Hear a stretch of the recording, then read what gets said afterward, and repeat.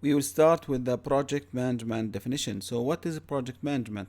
Project management is the use of specific knowledge, skills, tools, and techniques to deliver something of value to people.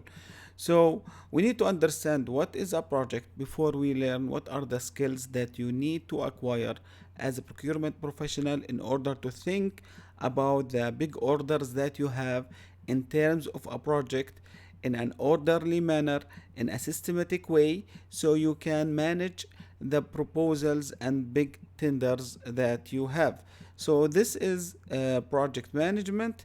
You use knowledge, skills, and tools and techniques in order to manage this project, to make sure you are handling everything from A to Z for this project or for this request from a project management point of view, so you can control the whole process of this request that you have.